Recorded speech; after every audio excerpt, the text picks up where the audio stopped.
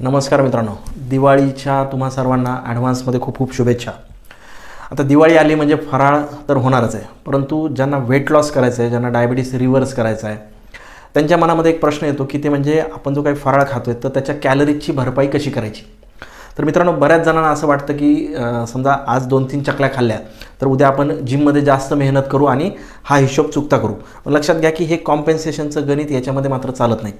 त्याचं कारण असं आहे की समजा तुम्ही जर साधारण मध्यम आकाराच्या 2 चकल्या जर खाल्ल्या तर त्यातून आपल्याला साधारणतः 250 ते 300 कॅलरीज मिळतात आणि ह्या 250 ते 300 कॅलरी बर्न करण्यासाठी आपल्याला 1 तासभर सलग कुठेही न थांबता म्हणजे सातत्याने चालावं लागतं. आता तुम्हीच सांगा मला की 2 चकल्या आपण 2 मिनिटामध्ये संपवू शकतो आणि त्याच्यासाठी 1 तास घाम गाळणं हे तितकंसं सोपं नाही आहे. म्हणजे व्यायामाने ऊर्जा खर्च होते, त्याची भरपाई तुम्ही नुसत्या व्यायामातून खाल्लेल्या अन्नाची भरपाई तुम्ही करू शकत नाही, ते कॉम्पेन्सेट करण्याचा तुम्ही प्रयत्न करू शकत नाही. याच्याऐवजी एक साधा सोपा उपाय आहे, ते म्हणजे तुम्ही एखादं जेवण स्किप करू शकता.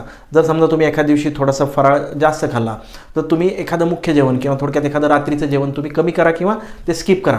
यामुळे काय होणार आहे, आपल्या शरीरामध्ये कॅलरीज कमी जातील आणि तुम्हाला अतिरिक्त व्यायामाची सुद्धा गरज याच्यामुळे पडणार नाही. आणि सगळ्यात महत्त्वाची गोष्ट म्हणजे सण 2-3 दिवसाचा आहे. 2-3 दिवस तुम्ही फराळाचा नक्कीच आनंद घ्या. त्या दिवशी तुमचा व्यायाम अगदी कमी झाला तरी चालेल, व्यायाम नाही केला तरी चालेल, परंतु तोच फराळ मात्र दिवाळीच्या आधी 2-4 दिवस आणि नंतर आठवडाभर असं खात बसू नका. सण संपला की लगेच आपल्या रुटीनवर तुम्ही योग्य आहारावर परत या. तुमच्या आरोग्याची काळजी घ्या आणि दिवाळीचा नक्कीच आनंद घ्या. दिवाळीच्या आपणा सर्वांना पुन्हा एकदा आरोग्यपूर्ण आणि आनंदमयी खूप खूप शुभेच्छा. धन्यवाद.